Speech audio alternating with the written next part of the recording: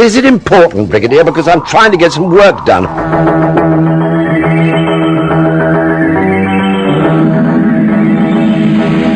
Look what you made me do now. What do you want, for Pete's sake?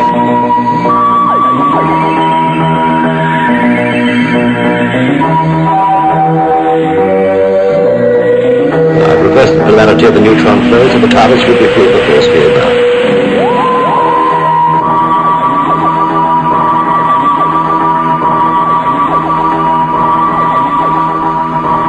Well, Brigadier, I think that covers everything for the moment. Hello and welcome to Theta Sigma's 8th Doctor Who podcast. In this week's show we take an in-depth look at Doctor Who's amazing and ever-changing title sequence and find out which one you voted for as your favourite. We also have some feedback to catch up on, and we'll be hearing from an alien that has battled both the 3rd and the 8th Doctors. Who are you? They call me the Great One. Why can't I see you? You will, Doctor, you will, all in good time. But not until you bring me the crystal you stole from Metabelis. Historically, the title sequence has been of great interest to Doctor Who fans, especially when it's been updated, like at the beginning of a new actor's tenure as the Doctor, or simply when a producer has decided to do so. Historically also, changes to the title sequence have been rigorously scrutinised by the fans, who may be interested in such small things as the font used in the title credits, or even a relatively minor variation in the theme music.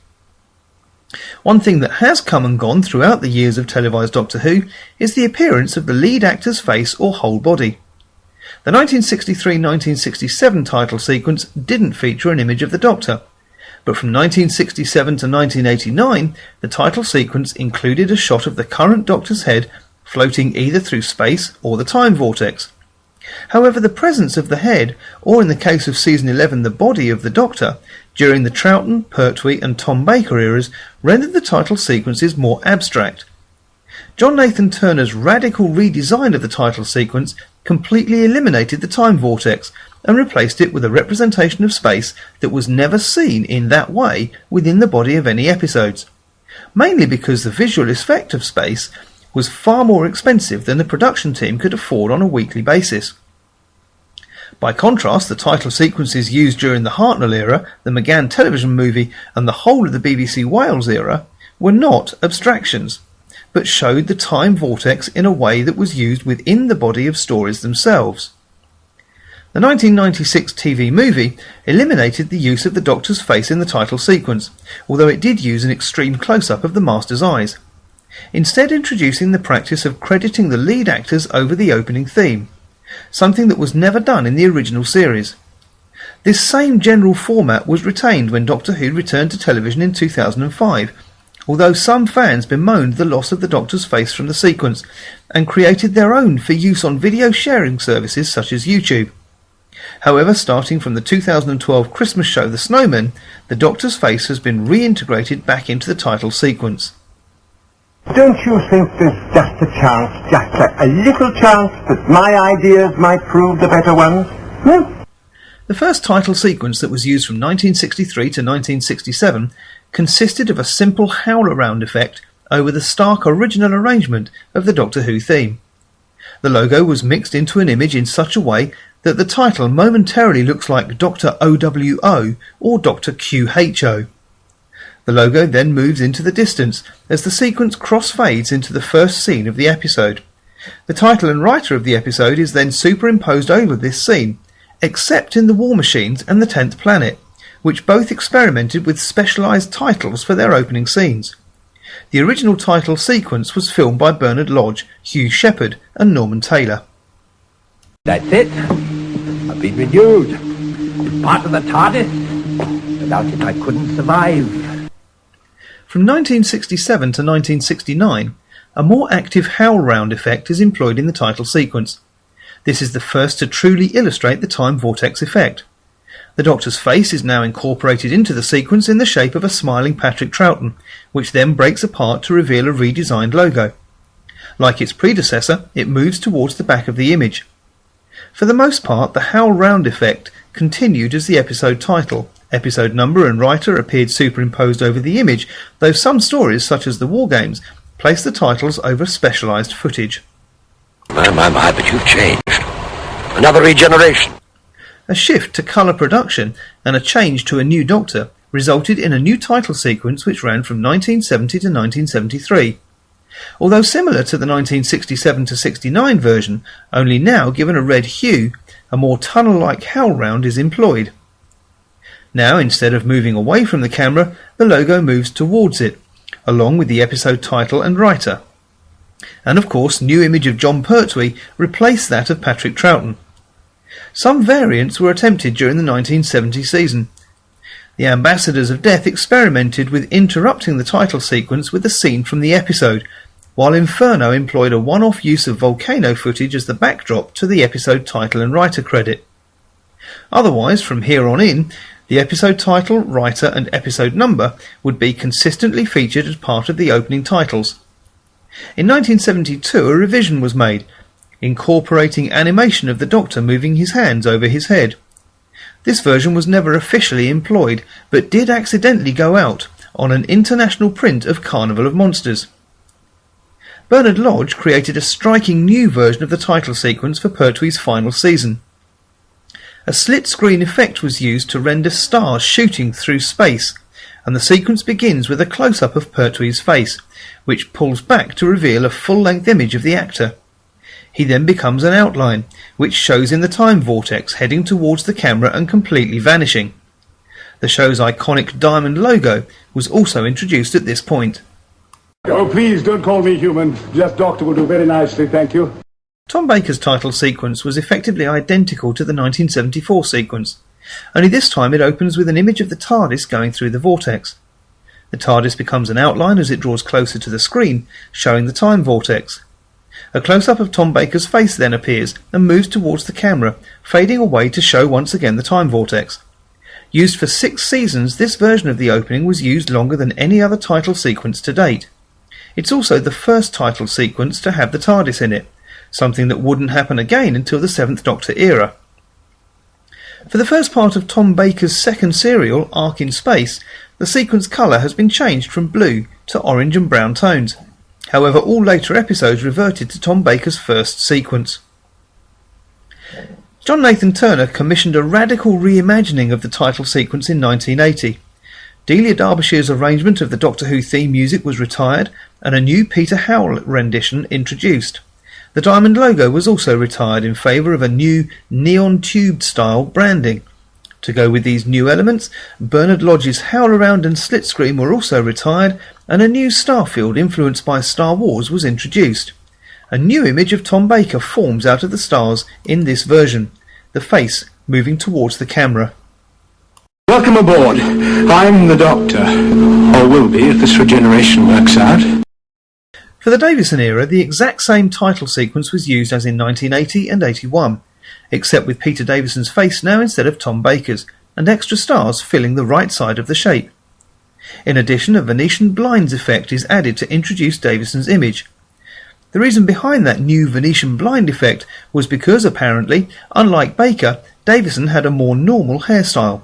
Thus, the shape the stars would form is less interesting. I am Lord President of Gallifrey. You can't put me on trial. From the Foundation starfield of the 1980-84 title sequence, a new one was constructed. Added prism effects added colour to the image, and the logo was modified slightly by giving it a curved appearance with added colour. For the first time, animation is added to the Doctor's image in an official title sequence. He now goes from a sombre expression to a smile. According to the commentary on the DVD release of The Twin Dilemma, this sequence was produced so it had subtle differences from episode to episode.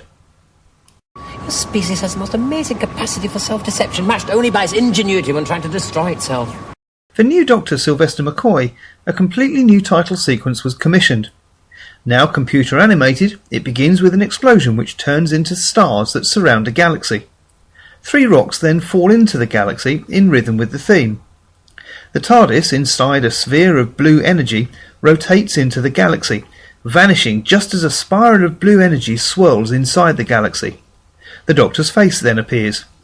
For reasons unknown, McCoy was covered with gold and silver makeup for the photo session, which now has 3 expressions for the Doctor: sombre, then a wink, then a smile. The series title, the logo once again redesigned, now appears at the very end of the sequence. It forms with the letters W, H and O floating in space until they form the word Who, with the word Doctor appearing afterwards. The episode title and writer now appear on the screen at the same time as the logo. The episode number is in a return to the old style, which is now superimposed over the first scene of the episode. The 1993 special mini-episode Dimensions in Time used a shorter version of this sequence without the appearance of the Doctor's face. I am the Doctor! An extended opening sequence opened the TV movie, commencing with a view of Skaro, and the sequence then showing the Master being executed by the Daleks with Paul McGann narrating. A close-up of the Master's eyes follows this. At this point, a new, slower rendition of the theme kicks in. The title sequence itself shows the Doctor Who logo based on that used from 1970 to 73, flying through space. The camera follows it from behind for a while before it disappears, and in a time vortex-like sequence, the names of the lead actors appear on screen. A first for the TV franchise, with both McGann and McCoy receiving screen credit, although McCoy is only billed fourth. After which the TARDIS is shown heading towards Earth. I'm the Doctor, and if there's one thing I can do, it's talk. I've got 5 billion languages and you haven't got one way of stopping me. The revival of Doctor Who in 2005 saw the introduction of many new elements, including a new horizontal logo. A fully CG-realised time vortex is featured in this much faster-paced opening. It begins with the viewer hurtling down the tunnel, only to find the TARDIS coming up it towards the screen. It briefly pauses then and rotates in the foreground before hurtling down another part of the vortex as the lead actors' names appear, followed by the series logo. The episode title and the writer's credits follow as the sequence leads into the first scene of the episode. In the revival, additional production credits, producer, director and occasionally guest stars play out over the opening scenes as well. I'm the Doctor. And if you don't like it, if you want to take it to a higher authority, there isn't one. It stops with me. Several modifications were then made to the sequence, including minor cosmetic alterations to the logo.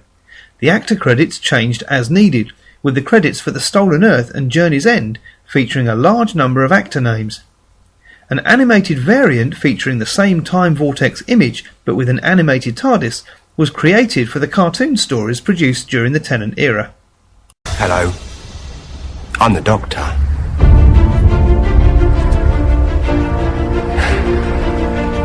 Basically,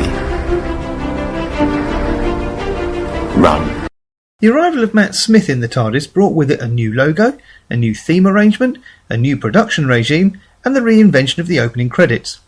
Although still a time vortex, now the design resembles a storm cloud, with lightning effects accompanying the names that appear on the screen after the initial appearance of the TARDIS.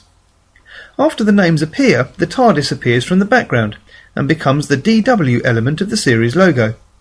It reforms as the TARDIS and flies around the vortex as the episode title and writer credit appear on screen. A slight modification to the logo is evident in the version broadcast at the beginning in 2011. It now incorporates the BBC logo. Occasionally a longer version of the opening showing the vortex from a distance as the camera moves towards it has been seen, as in the 2011 mini-episode Space. The version that aired with A Good Man Goes to War includes a unique variant in the soundtrack as the TARDIS sound is heard. For Series 7 the title sequence was changed once again. The font for the lead actors was changed, and unlike previously where names zoomed in past the camera, the text now evaporates. The Doctor Who logo has also changed, where it received a texture that changed to reflect an element of that particular episode. For example, in the first episode it had a look similar to that of one side of a Dalek. The TARDIS logo also appears after the Doctor Who logo disappears, where it eventually turns into the real TARDIS travelling through the time vortex. The font used to introduce the title of the episode was also changed, and rather than just covering the bottom of the screen, it's now centralised. The letters also smaller and simple. The time vortex itself, in its blue state, has also been given a yellow tint, while the TARDIS windows emanate much brighter light and the sharpness of the picture has been lessened, giving it a dreamlike appearance. The red vortex has got darker and darker with each episode, turning from crimson to purple for the power of 3. However, it was completely grey in its last appearance, The Angels Take Manhattan. From the Christmas 2012 special The Snowman onwards, a brand new title sequence was created, more illustrious compared to any other version since the show's 2005 revival. It's reminiscent of several of the classic series titles, most notably the Sylvester McCoy opening of the late 1980s. The sequence begins with the TARDIS filling the entire screen. As it spins away, a gas parts to reveal a background of galaxies and nebulae. A shower of explosions from below knock the TARDIS off course, sending it spinning abruptly away to the left. The camera trails after, passing several planets and supernova, before emerging into a dark, clear sector of space, allowing the cast names to pass by, in the same style, typeface and animation as was featured in Series 7 Part 1. However, instead of evaporating, the text then disappears into particles. A swirling glassy nebulae resembling the 11th Doctor's face now flickers into view, in a similar fashion, or at least a heavy nod, to many of the title sequences between 1966 and 1989, before dissolving into darkness and then evaporating completely. The unique version of the Doctor Who logo then forms, the DW section now removed from the logo entirely, before dispersing into some form of crackling red energy. At last the new time vortex is revealed, this time depicted as colourful streams of flowing energy, pouring out of a sparkling white light which remains at the centre of the screen until the close of the sequence. The title of the episode appears, along with the name of the author, as the TARDIS spins backwards towards the screen, its doors opening, enticing the audience into the episode itself. Emergency temporal shift! So what's your favourite title sequence? Interestingly, in the poll I put up on the Facebook page, it was a draw between the version used in The Snowman and the first of the two Tom Baker title sequences. For me personally, I have to say my favourite title sequence matches my favourite version of the theme tune, and would have to be that used for the 5th Doctor era. Thanks to Andrew for his inspiration for this episode, and also for your comments about your own personal favourite, which was, or to be strictly accurate, is the new sequence used in The Snowman. Answer! Speaking of comments from listeners, I've several to catch up with, so without further ado, here we go. Firstly, from Doctor Who page Just a Madman with a Doctor Who page, and if you've not already done so, get yourselves over there and have a look at this brilliant page and give them a like too. They say about last week's podcast, I really enjoyed it. Nice short reviews, but I didn't feel as if you were giving away any spoilers. A shame it was so short, but I do understand. I'm thinking of going back to listening to Doctor Who Big Finish audios, so I hope reviews will come from you. Bravo! Thanks for that, and sorry about the shortness of last week's podcast. Yes, I know this week's has already more than made up for that, but unfortunately it was as much as I could do to get my voice working for that long last week after the cold I'd had. Secondly, from the Facebook page Thief, Where's My Thief? Another great page for you all to go and peruse and have a look at and like, came the answer to my question, I hope you like the podcast. I'm sure I will. I've loved all of them so far. So thank you so much for that, and do let me know what you think of this one when you have time to listen. If you have any feedback on this podcast or any of the others that are posted on Theta Sigma's Doctor Who page, you can inbox me here at Theta Sigma's Doctor Who page, or you can email me at respectthething@gmail.com with all your comments, or even audio feedback if you like. But if you are sending audio feedback, please keep it to a maximum of 2 minutes. Today's voiceover theme comes from one of the creepiest of all the Doctor's enemies, the Eight Legs. Doctor, I heard you weren't dead after all. Come on out and face me then. You think your mental powers are a match for mine? I can still crush you. We're taking over her plan. If you want to help us, you can be part of our victory. You're too late. Too late. I have trillions of followers from all over the universe. I will bring you under my control, and you will do my bidding. I will find you very useful indeed, Doctor. Well, I think that just about wraps it up for this week's show. Once again, my thanks for listening, and I hope you've enjoyed it, at least a little.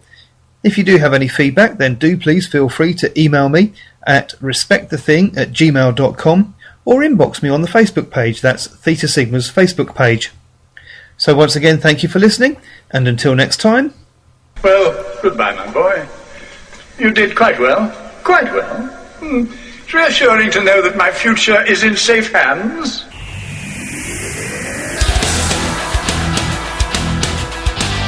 Thank you for listening to Theta Sigma's Doctor Who podcast. Doctor Who and its associated shows are all copyright and property of the BBC, and no infringement is intended.